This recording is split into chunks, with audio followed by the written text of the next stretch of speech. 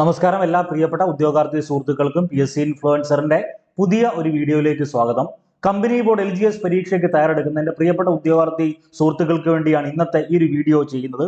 Company board LGSുമായി ബന്ധപ്പെട്ട് ധാരാളം സംശയങ്ങൾ പ്രിയപ്പെട്ട ഉദ്യോഗാർത്ഥികൾ സോഷ്യൽ മീഡിയ വഴി ചോദിച്ചിരുന്നു. അപ്പോൾ അതിനുള്ളൊരു മറുപടിയാണ് ഇന്നത്തെ ഒരു വീഡിയോ.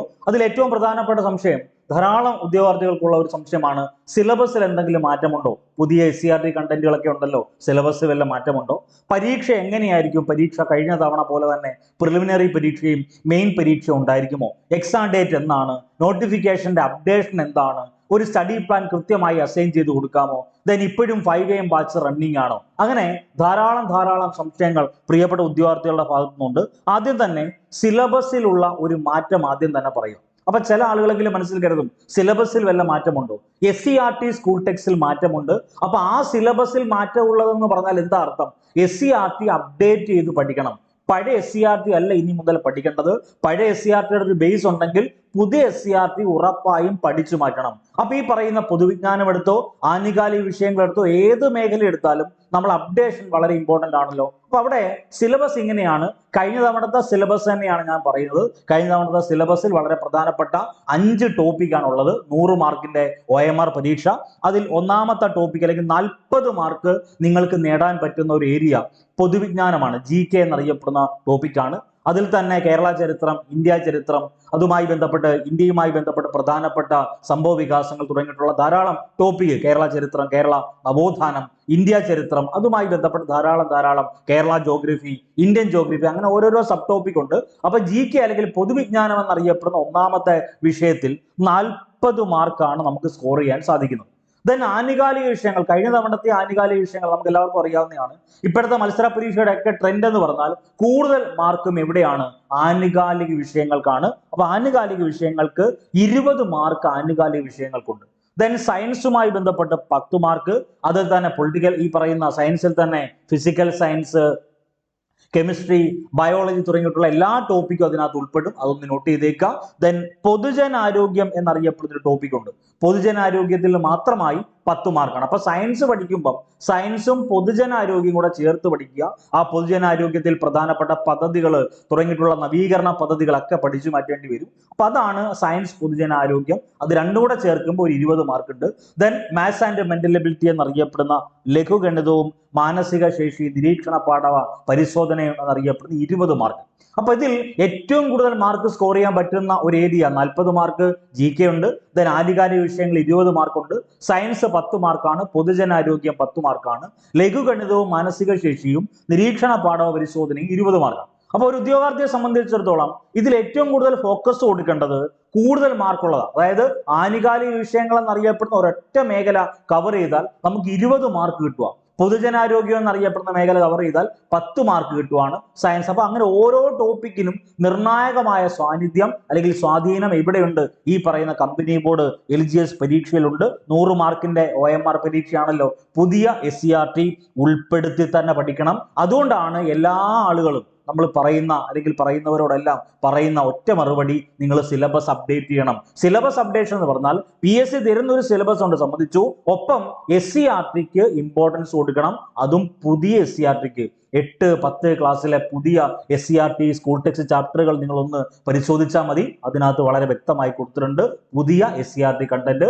അടുത്തത് സ്റ്റേറ്റ്മെന്റ് ഫാക്റ്റുകൾ കൂടുതലായി ഉൾപ്പെടുത്തി പഠിക്കണം. കഴിഞ്ഞ തവണത്തെ പോലെയല്ല, ഇപ്പൊ കൂടുതൽ ചോദ്യങ്ങളായി എന്തായിട്ട് വരുന്നുണ്ട്? സ്റ്റേറ്റ്മെന്റ് ഫാക്റ്റുകളായിട്ട് വരുന്നുണ്ട്. അപ്പൊ കൂടുതൽ മാർക്ക് എങ്ങനെ ക്രാക്ക് ചെയ്യാം, അപ്പൊ ആ കൂടുതൽ മാർക്ക് എങ്ങനെ നേടിയെടുക്കാം എന്നതിന്റെ ഉത്തമ ഉദാഹരണം എല്ലാ ദിവസവും ഒരു ടാർഗറ്റ് ഉണ്ടായിരിക്കണം. ഒരു ടാർഗറ്റ് അച്ചീവ് ചെയ്യുന്ന പോലെ എല്ലാ ദിവസവും പഠിക്കുമ്പോൾ ഇന്ന ടോപ്പിക് കവർ ചെയ്ത് പോകണം. 2 SCRT ചാപ്റ്റർ കവർ ചെയ്യണം. ഇന്ന മേഖല സയൻസ് ഇന്ന ടോപ്പിക് കവർ ചെയ്ത് പോകണം. GKയിൽ ഇന്ന ടോപ്പിക് കവർ ചെയ്ത് പോകണം എന്ന കൃത്യമായ ഒരു ടാർഗറ്റ് സ്റ്റഡി പ്ലാനോടുകൂടി നിങ്ങൾ പഠിച്ചാൽ ഉറപ്പായും നിങ്ങൾക്ക് നല്ല മാർക്ക് സ്കോർ ചെയ്യാൻ സാധിക്കും. അപ്പൊ സിലബസിനെ പറ്റിയുള്ള കാര്യം ഇത്രയാണ്. ഇനി കഴിഞ്ഞ തവണത്തെ കട്ട് ഓഫ് എത്രയാണ്, എത്രമാത്രം മെയിൻ ലിസ്റ്റിൽ ഉൾപ്പെടുത്തി, അഡ്വൈസ് ഇപ്പൊ ഏറ്റവും ലേറ്റസ്റ്റ് അപ്ഡേഷൻ എങ്ങനെയാണ്, പുതിയ റാങ്ക് ലിസ്റ്റ് എന്ന് നിലവിൽ വരും, മെയില് ഫീമെയിൽ 2 കാറ്റഗറിയിലും എത്രമാത്രം നിയമനങ്ങൾ ഇതുവരെ നടന്നു തുടങ്ങിയ കാര്യങ്ങളാണ് ഇനി പറയേണ്ടത്. അപ്പൊ മെയിൻ ലിസ്റ്റ് നമുക്ക് എല്ലാവർക്കും അറിയാവുന്നതാണ്.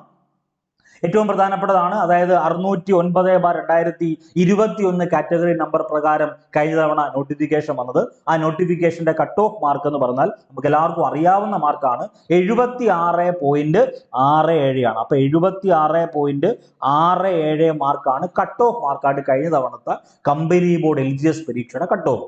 അപ്പൊ മെയിൻ ലിസ്റ്റിൽ ഏകദേശം 3712 പേരാണ് ഉൾപ്പെട്ടത്. അതിനിരട്ടി ടോട്ടൽ ലിസ്റ്റിൽ ഉണ്ടായിരുന്നു. അഡ്വൈസ് ഇപ്പൊ ഏറ്റവും ലേറ്റസ്റ്റ് ആയിട്ട്, അതായത് 1 വർഷവും 9 മാസമേ കഴിഞ്ഞിട്ടുള്ളൂ. ആ 1 വർഷവും 9 മാസം കഴിയുന്ന ഈ ഒരു സാഹചര്യത്തിൽ നിലവിൽ ഏറ്റവും ലേറ്റസ്റ്റ് അഡ്വൈസ് ഡീറ്റെയിൽസ് 2426 അഡ്വൈസ് പോയിട്ടുണ്ട്. അപ്പം ഈ വീഡിയോ ചിലപ്പോൾ നിങ്ങൾ ഒരാഴ്ച കണ്ടിട്ടായിരിക്കും കാണുന്നത്, അല്ലെങ്കിൽ 2 ദിവസം കഴിഞ്ഞിട്ടായിരിക്കും കാണുന്നത്. അപ്പൊ അതിൽ അപ്ഡേഷൻ ഉണ്ടായിരിക്കും. അപ്പൊ അഡ്വൈസ് ഇത്രയാണ്. അപ്പൊ അതിൽ ഈ 2426 കൂടുതൽ നിയമനം ഈ പറയുന്ന 1 വർഷവും 9 മാസമായപ്പം നടന്നുവെങ്കിൽ ഇനി 1 വർഷവും 3 മാസവും കൂടെ ഉണ്ട്. അപ്പൊ ഈ പറയുന്ന 3 വർഷ കാലാവധിക്കുള്ളിൽ മിനിമം 3000-ലധികം നിയമനം നടക്കുന്ന ഒരു മത്സര പരീക്ഷ, ഏകദേശം 85% നിയമനം നടക്കുന്ന ഒരു മത്സര പരീക്ഷയാണ് കമ്പനി ബോർഡ് LGS. ഇനി അവിടെ ആർക്കൊക്കെയാണ് ആപ്ലിക്കേഷൻ അയക്കാൻ സാധിക്കുന്നത്? 7ാം ക്ലാസ് ക്വാളിഫൈഡ് ആയിട്ടുള്ള ഏതൊരാൾക്കും, അത് 10ാം ക്ലാസ് പാസ്സായിക്കോട്ടെ, +1 +2 പാസ്സായിക്കോട്ടെ, ഡിഗ്രിക്കാരി ആയിക്കോട്ടെ, ഡിഗ്രിക്കാരനായിക്കോട്ടെ, PG ഉള്ള ആളായിക്കോട്ടെ, ഏത് തരക്കാരനായിക്കോട്ടെ, അയാൾ 7ാം ക്ലാസ് ക്വാളിഫൈഡ് ആണെങ്കിൽ, 7ാം ക്ലാസ് പാസ് ഔട്ട് ആണ് എങ്കിൽ ഉറപ്പായിട്ടും അയാൾ കമ്പനി ബോർഡ് LGS പരീക്ഷയ്ക്ക് ആപ്ലിക്കേഷൻ അയക്കാൻ സാധിക്കും. അപ്പം പുതിയ റാങ്ക് ലിസ്റ്റ് നിലവിൽ വരാൻ പോകുന്നത്, പരീക്ഷ കഴിഞ്ഞിട്ടില്ല, പുതിയ റാങ്ക് ലിസ്റ്റ് 12/1/2027 നിലവിൽ വരുന്നത്. അപ്പൊ അതിനർത്ഥം പഴയ റാങ്ക് ലിസ്റ്റിന്റെ കാലാവധി കഴിയുന്നത് 11/1/2027.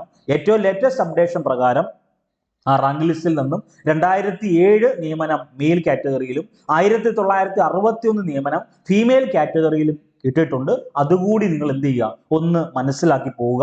വരാൻ പോകുന്ന മത്സര പരീക്ഷ അത്രയേറെ ഇമ്പോർട്ടന്റ് ആണ്. അപ്പം ഇങ്ങനെയാണ് നമ്മളൊരു സ്റ്റഡി പ്ലാൻ അസൈൻ ചെയ്തേക്കുന്നത്. അതായത് ഏറ്റവും പുതിയ ബാച്ചിൽ ജോയിൻ ചെയ്യുന്ന പ്രിയപ്പെട്ട ഉദ്യോഗാർത്ഥികൾക്ക് വേണ്ടി എല്ലാ ദിവസവും ഒരു ടാർഗറ്റ് ടോപ്പിക്സ് കാണും. നിങ്ങൾ രാവിലെ 5 മണി മുതൽ പഠിക്കേണ്ട, 5 മണിക്ക് പഠിക്കാൻ പറ്റുന്നില്ലെങ്കിൽ നിങ്ങളുടെ സമയം പോലെ പഠിക്കാൻ പറ്റുന്ന സമയത്ത് ഒരു ടാർഗറ്റ് ടോപ്പിക്കാണ്. ഇന്ന ചാപ്റ്റർ SCRTയിലെ പുതിയ SCRTയിൽ നിങ്ങൾ കവർ ചെയ്യണം, പഴയ SCRT ചാപ്റ്ററും കവർ ചെയ്യണം, നമ്മൾ തരുന്ന ക്ലാസ്സുകൾ കാണണം, റിവൈസ് ചെയ്യണം. എല്ലാ ദിവസവും മോക്ക് എക്സാം ഉണ്ടായിരിക്കും. അപ്പൊ അങ്ങനെ ഒരു രീതിയിലുള്ള പുതിയൊരു ബാച്ച്, ഏറ്റവും പുതിയ ബാച്ചാണ് ഞാൻ പറയാൻ വരുന്നത്. ഏറ്റവും പുതിയ ബാച്ച് നമ്മൾ ഏറ്റവും ലേറ്റസ്റ്റ് ആയിട്ട് തുടങ്ങിയിട്ടുണ്ട്. എല്ലാ ദിവസവും ഒരു ഡെയിലി ടാർഗറ്റ് സ്റ്റഡി പ്ലാൻ ഉണ്ടായിരിക്കും. അത് എല്ലാ ദിവസവും ഉണ്ടാവും. തിങ്കൾ ടു വെള്ളി മുതൽ, അല്ലെങ്കിൽ ഈ പറയുന്ന തിങ്കൾ, ചൊവ്വ, ബുധൻ, വ്യാഴം, വെള്ളി, എല്ലാ ദിവസവും ഒരു ടാർഗറ്റ് സ്റ്റഡി പ്ലാൻ ഉണ്ടാവും. ആ സ്റ്റഡി പ്ലാൻ പ്രകാരം കൃത്യമായിട്ടുള്ള വീഡിയോ ക്ലാസ് നിങ്ങൾ കാണണം. അതിനുശേഷം തരുന്ന മൈക്രോ നോട്ട്സ് നിങ്ങൾ വായനയിൽ ഉൾപ്പെടുത്തണം. അതിനുശേഷം PSC ഇൻഫ്ലുവൻസർ ടീമിലെ എല്ലാ ടീച്ചേഴ്സും മെന്റേഴ്സും കോർഡിനേറ്റ് ചെയ്യുന്ന മാജിക് മന്ത്ര സെഷൻസ് ഉണ്ട്. അതായത് 2021 മുതൽ 2025 വരെ വിവിധ മത്സര പരീക്ഷയിൽ ചോദിച്ച ഓരോരോ ടോപ്പിക്കിനെ പറ്റി എക്സ്പ്ലെയിൻ ചെയ്യുന്ന മാജിക് മന്ത്ര സെഷൻ, അതുൾപ്പെടെ നിങ്ങൾ പഠനത്തിൽ ഉൾപ്പെടുത്തി എല്ലാ ദിവസവും മോക്ക് എക്സാം അറ്റൻഡ് ചെയ്യണം. അപ്പൊ മോക്ക് എക്സാം ഡെയിലി എക്സാം ആണ്. എല്ലാ ദിവസവും എക്സാം ഉണ്ട്. ഈ പഠിച്ച കാര്യങ്ങളെല്ലാം റിഫ്ലക്ട് ചെയ്യാൻ വേണ്ടിയാണ് ഡെയിലി എക്സാം. ആ ഡെയിലി എക്സാം ജസ്റ്റ് ഒരു വൈറ്റ് പേപ്പറല്ല എഴുതേണ്ടത്. നമ്മൾ തരുന്ന OMR ഷീറ്റിൽ തന്നെ ബബിൾ ചെയ്ത് തന്നെ അറ്റൻഡ് ചെയ്ത് പോകണം. അപ്പൊ പരീക്ഷയ്ക്ക് മുമ്പ് നമ്മൾ എന്ത് ചെയ്യുക, ചെയ്ത് പ്രാക്ടീസ് ചെയ്യുക. അതായത് മത്സര പരീക്ഷ എങ്ങനെയാണോ അതേ മത്സര പരീക്ഷ രീതിയിൽ തന്നെയാണ് നമ്മുടെ മോക്ക് എക്സാമും കണ്ടക്ട് ചെയ്യുന്നത്. ഇപ്പൊ പുതിയ ബാച്ചിൽ ജോയിൻ ചെയ്യാൻ താല്പര്യമുള്ളവർ PSC ഇൻഫ്ലുവൻസറിന്റെ ഒഫീഷ്യൽ നമ്പറായ 9072728242 നമ്പറിൽ ജസ്റ്റ് ഒരു വാട്സപ്പ് മെസ്സേജ് അയക്കുക. വാട്സപ്പ് മെസ്സേജ് അയക്കുന്ന സമയത്ത് നിങ്ങളുടെ പേര് കമ്പനി ബോർഡ് LGS ഇങ്ങനെ മാത്രം അയച്ചിരുന്നാൽ മതി. അപ്പം അതിന്റെ ഡീറ്റെയിൽസ് പറഞ്ഞു തരുന്നതായിരിക്കും. അപ്പൊ ഇനി നമുക്ക് വേണ്ടത്, ഇനി ഇതിന് എങ്ങനെയാണ് നമ്മൾ ഈ പറയുന്ന ഈ സ്റ്റഡി പ്ലാൻ പ്രകാരം റിസൾട്ട് എങ്ങനെയാണ്? ഏകദേശം 3501 ഉദ്യോഗാർത്ഥികളെ സർക്കാർ സർവീസിൽ എത്തിച്ച റിസൾട്ടിന്റെ കോൺഫിഡൻസിലാണ് പറയുന്നത്. ഈ ബാച്ചിൽ ജോയിൻ ചെയ്യുന്ന മുഴുവൻ ആളുകൾക്കും ജോലി ഉറപ്പായും നേടിക്കൊടുക്കുക തന്നെ ചെയ്യും. റിസൾട്ട് ഒക്കെ നോക്കി ഒരു സാധാരണക്കാരായിട്ടുള്ള ഒരാള് സർക്കാർ സർവീസിലേക്ക് പോകുന്നതിന്റെ റിസൾട്ട് നോക്കി നിങ്ങൾ ജോയിൻ ചെയ്താൽ മതി. വീണ്ടും ആവർത്തിക്കുന്നു, എല്ലാ ദിവസവും ക്ലാസ് ഉണ്ടായിരിക്കും, എല്ലാ ദിവസവും പരീക്ഷ ഉണ്ടാകും, എല്ലാ ദിവസവും വീഡിയോ ക്ലാസ് ഉണ്ടാവും. ഹർത്താൽ എന്നോ സമരമൊന്നോ ഒരു വ്യത്യാസമില്ല. എല്ലാ ദിവസവും ക്ലാസ് ഉണ്ട്, എല്ലാ ദിവസവും നിങ്ങൾ പഠിക്കണം, എല്ലാ ദിവസവും ഒരു സ്റ്റഡി പ്ലാൻ ഉണ്ട്. അപ്പൊ ഇത്രയേറെ റിസൾട്ട് നിങ്ങൾ കണ്ട് അടുത്ത റിസൾട്ട് നിങ്ങളാകാൻ വേണ്ടി ഉഷാറായിട്ട് പഠിക്കുക. എല്ലാവർക്കും വിജയാശംസകൾ നേരുന്നു. നന്ദി, നമസ്കാരം.